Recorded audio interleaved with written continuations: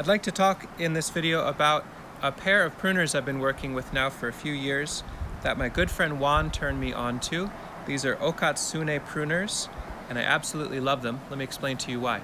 At first glance, there's something about the look of these that actually seems like they might be kind of poorly made or chintzy. Maybe the simple colors, I'm not quite sure. But I will tell you, the quality of the metal, the angle of the blade, and the overall simplicity and functionality of them is incredible. And I'm actually showing you the most dinged up pair I have. These are the ones I got on eBay for very low price. I could clean all this up, but one of the things I love about these, most of the pairs that I work with, I've made thousands and thousands of cuts and they still haven't needed to be sharpened for some reason.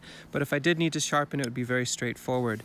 What I love is just how crazy simple. You can see the spring mechanism can come out and be cleaned if you need to, but I haven't had to do that. And the latch, at first glance, seems really weird and annoying. Like, oh my gosh, you've got to do that to close them and then squeeze them to open it. But check this out. What I've learned, and I think maybe this was their design, I'm not quite sure. When you take them out of your pocket or out of a holster to work with, it takes a little practice, but if you squeeze them a little and tap them against your leg, they open. And when you're done, you squeeze them and tap them against your leg and they're closed. And as opposed to my Felcos, I still love my Felco number 2s. These have been through a lot with me. That thumb lock is all well and good, but sometimes it can get sticky. Sometimes it'll loosen up, and as I'm making cuts, it'll fall back and lock it closed.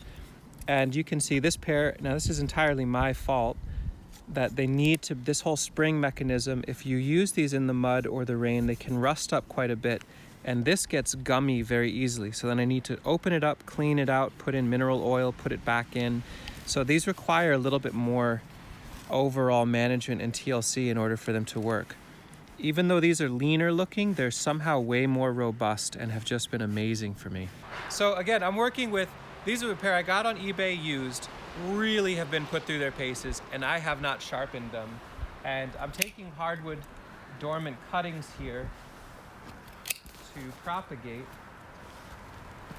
in my hardwood cutting propagator. And I don't know how many thousands of cuts these have been through from the last owner.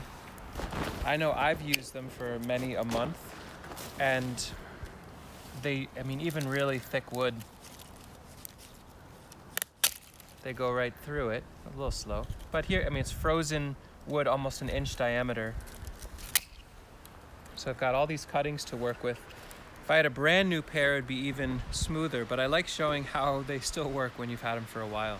Highly recommended pruners. I do many thousands of cuts per year, and so the pruners that I work with are very important to me.